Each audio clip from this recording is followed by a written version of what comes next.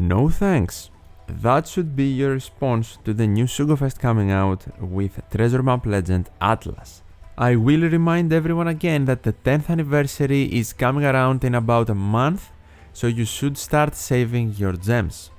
Don't pull in this Sugofest. Even if you were thinking to just get to the step to get the new guaranteed character to use in the treasure map, just don't, because the new character is guaranteed at step 4 now, not step 3. Which means you need to spend 180 gems instead of the usual 130, and it is way more valuable to keep them for the anniversary. Now, is this the only reason I'm making this video? No, I made a similar video a couple of weeks ago. The reason I am making this one, if we go to the treasure map menu, there we are. So we have a treasure map coming up versus Lucci, Kaku and Stussy. Well, first of all, I don't know if I am the only one, but I really dislike the change where we get one free-to-play unit between the two most grindy modes in One Piece Treasure Cruise, Pirate King Adventures and Treasure Map. We get the PKA unit, and then for the treasure map that comes after the Pirate King Adventures, or even during it actually, we get the Super Evolution for the same free-to-play unit. And in cases where it is a side grade, I guess I can accept it more. So this month, for example, we get the CP0, which is a Q unit from the Pirate King Adventures, and now with their Super Evolution from Treasure Map, they become an Int unit. With Newgate, we saw something very similar. He was a Q unit, and he became a Strength unit with his Super Evolution. But majority of the time, we just see a direct upgrade, like for example, for Luffy, Kobe, and even Pirate King Adventures Jinbe, to name a few.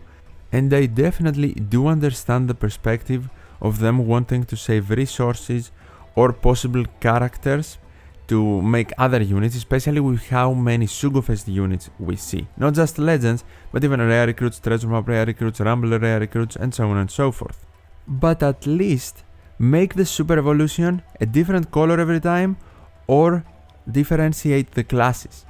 Because yes, maybe I want the effect of the CP0 in a team I'm building, but the Q version doesn't really fit the team, the Int version fits a lot better.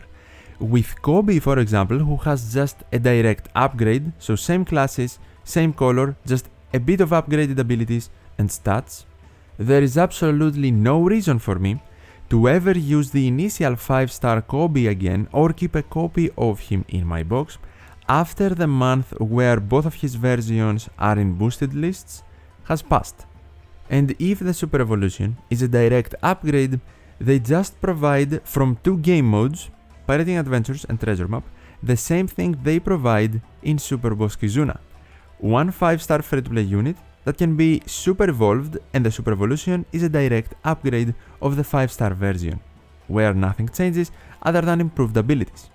Am I alone on this one? I don't really know. Tell me your opinion in the comments down below. But let's get to the main event of this video. If you are newer to One Piece Treasure Cruise especially, let me let you in on a secret. When Bandai Namco is working for something new or something big to come in One Piece Treasure Cruise, they always tend to neglect the game up until that thing they have been working on releases. So in this case we are talking about 10th anniversary preparations and the new mode, the co-op quests.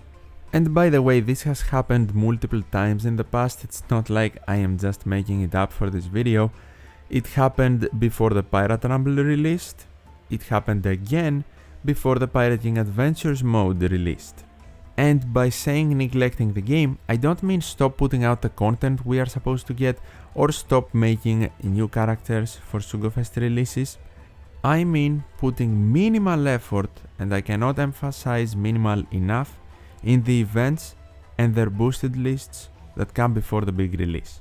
First, we got the April Fool's thing, where we get a quest with Luffy but not really a quest, and Luffy is old, haha. And that's fine, right? They didn't do anything special this year. Most of the time, a lot of you might be thinking, why would April Fools be a problem? Well, a lot of the time in One Piece Treasure Cruise, we actually get a quest in Extra Island in One Piece Treasure Cruise. Not just a quest for it to just exist and be a joke, an actual raid quest, We have seen this multiple times with the swapped body Straw Hats from Punk Hazard, and even the Luffy, Law and Kid unit where they were awaiting the Kaido Blast and no one wanted to move. That was an actual quest, and then we got the Super Evolution for that unit. This year we got nothing. I didn't really pay much attention to it, whatever, Luffy is old, haha, we move on. Now for the treasure map, we get the boosted list, and right off the bat we see the new treasure map legend, the new treasure map rare recruits that are boosted by 1.6 times, then the 1.4 times boosters this month and last month's Pirate King Adventures units, and the new legends, Sugar Doffy and Moria Perona.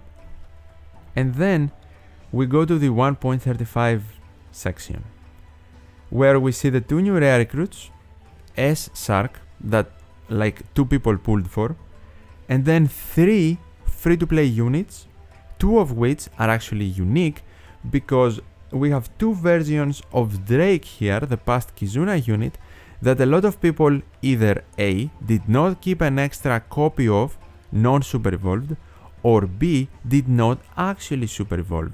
So you might be in a situation where you only have 2 free-to-play units to use as 1.35 times boosters. The Arlong crew, which is the super evolution from Pirate Rumble, and the 1 version of Drake. And I will be perfectly honest here, this is a joke. We go to the 1.25 times boosters. We see Jinbe, Ace, and some treasure map units. Well, we just talked about the April Fool's unit, Old Luffy. Where is that unit? Even though we didn't get an actual raid type quest, we still get a new unit, right? 1.25 times as well for treasure map legends, 1.2 times for the free-to-play Straw Hats and other older raid or Colosseum units. Oh wait, what is that right here? Who is that old soul in the bottom right of this list? It's the new Luffy that for some reason is boosted the same as Raid Bartolomeo that people farmed for 6 years ago. If this is a mistake, I get it.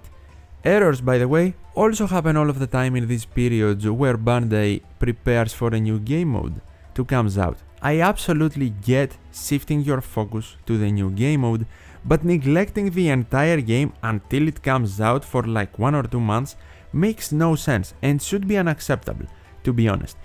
Because you don't stop putting out characters to pull for, even in the treasure map. The new treasure map rare recruits are boosted for 1.6 times, both of them, and then the legend is almost a whole point over them, while the treasure map rare recruits are only 0.2 times over the Pirate King Adventures free-to-play unit. And I am not saying this, Bandai, so you drop the multiplier of the new Pirate King Adventures unit, but to at least increase the point multiplier for one of the 2 new treasure map rare recruits. What are we doing here? Do they think it's easy to pull treasure map rare recruits? Have you seen their drop rates? It's not easy. Is this a desperate attempt to make people pull for the boosters to drain some more gems from the players before the 10th anniversary? Maybe. Maybe it is just a mistake that Luffy is not included in the section with 1.35 times boosters. But even if Luffy was there, the list is still horrible. Ace got downgraded, another free-to-play option. The last treasure map batch, the Anniversary Cross Guild, jumped to 1.2 times of a multiplier, not even 1.25 times, and normally they should have been 1.35 times. Even though they are not a free-to-play option, a lot of people might have pulled for the Cross Guild, and all of a sudden now they are the same multiplier as the free-to-play size Straw Hats. Even other units that should be on the list, like the Blackbeard batch, are nowhere to be seen. And I'm not talking about them being boosted by 1.35 times, but at least existing for 1.2 times should be a thing. It's not just the part with the free-to-play options that is horrible. The entire boosted list is horrible. Bandai just needs to do better.